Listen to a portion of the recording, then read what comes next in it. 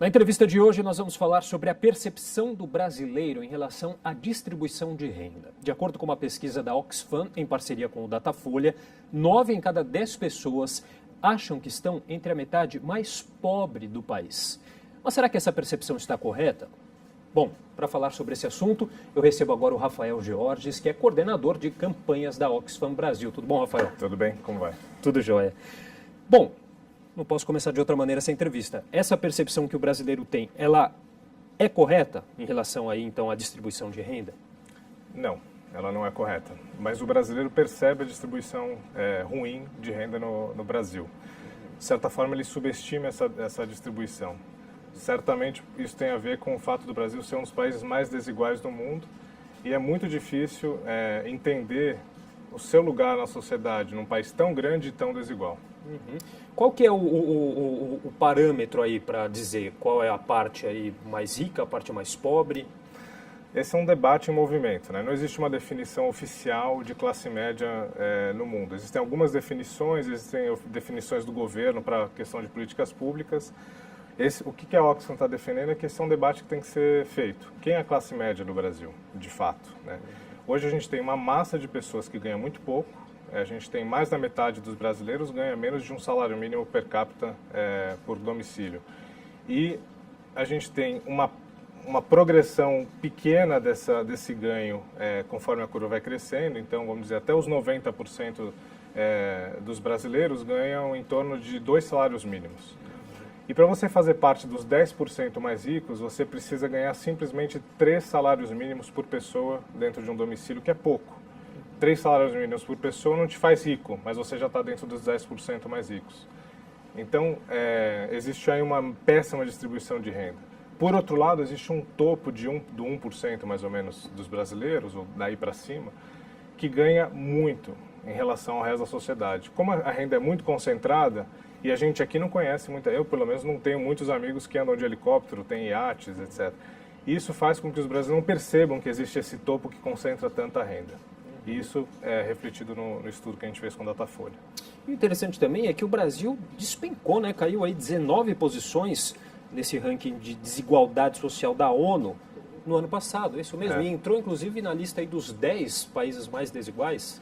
O Brasil ele sempre esteve entre os piores, oscilando entre 12 e 11, a gente caiu. Esse ano, rankings, eles têm que ser olhados com, como se diz agora, uma pitada de sal, né? Ranking é comparação. Então, não significa que o Brasil exatamente piorou, mas significa que se o mundo inteiro melhorou, o Brasil melhorou menos. Então, numa comparação, a gente piorou. E é isso que mais ou menos aconteceu. O Brasil melhorou ao longo das últimas décadas, desde a Constituição a gente avançou na questão de desigualdades, mas avançou lentamente. Sobretudo na distribuição de renda entre quem está no meio, a classe média, e a base da pirâmide, os pobres. O super rico, aquela pessoa que ganha muito dinheiro, estou falando de rendas assim de 80 mil reais por mês, daí para cima, essa pessoa não teve sua renda alterada. E ela tem um pedaço muito grande da renda no Brasil hoje, ainda cerca de 30% de toda a renda do Brasil vai para esse 1% que ganha muito.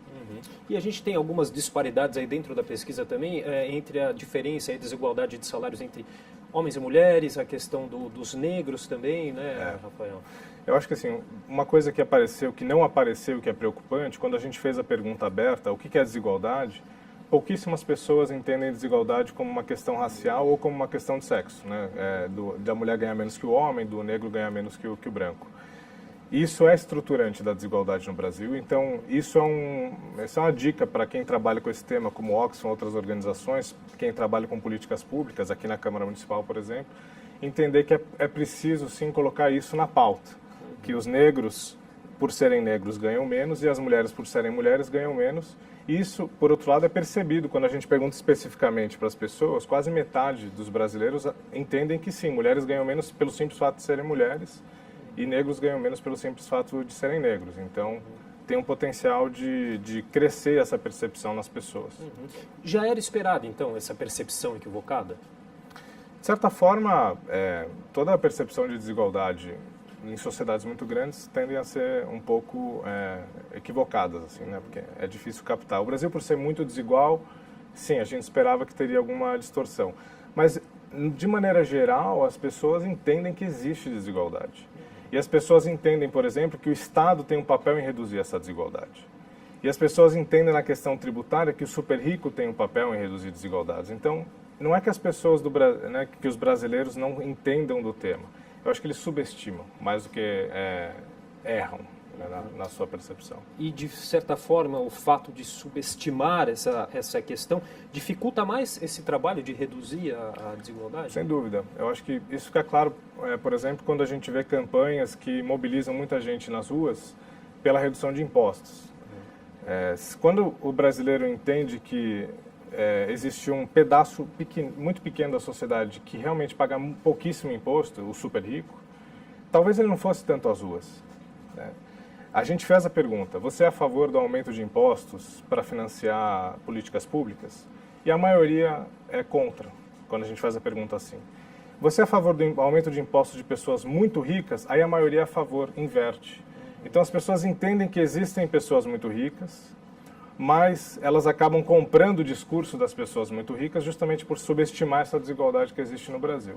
Então sim, é importante que as pessoas entendam que existe um topo muito rico no Brasil, uma classe média que está dentro dos 10% mais ricos, mas não é rico, é realmente classe média, paga muito imposto, tem todo o direito de cobrar bons serviços públicos, e uma base enorme, uma massa de brasileiros que ganha muito pouco, até 2 salários mínimos. Muitos ganham menos de 1 salário mínimo. A gente está falando metade da população ganha menos de 1 salário mínimo.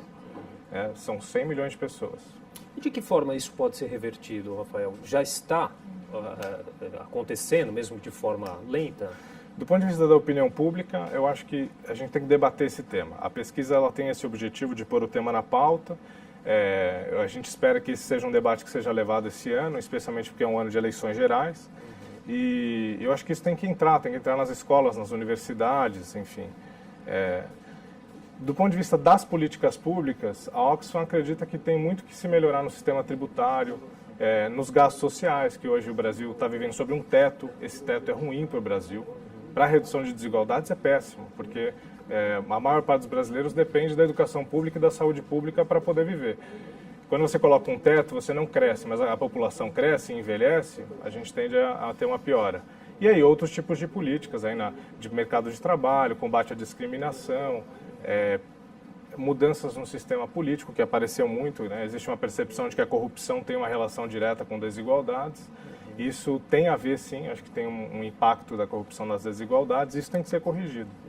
Qual o peso, então, numa avaliação geral, do papel do Estado nessa questão e do papel também da sociedade como um todo? O Estado ele é o agente principal para a redução de desigualdades. Né? A experiência nos mostra que o mercado ele é muito bom para ganhos de eficiência em várias áreas, mas para a redução de desigualdades é melhor que o Estado interfira. Essa interferência, que essa palavra talvez seja ruim, mas essa atuação do Estado para reduzir desigualdades, ela tem que ser cuidadosa. E ela tem que começar por quem mais precisa. A Oxfam defende que as políticas têm que ser progressivas. Então a gente começa pelos mais pobres, pelos negros, por quem não tem acesso à água, por quem tem renda muito baixa, e aí você vai distribuindo as políticas para o resto da sociedade, conforme a gente vai avançando.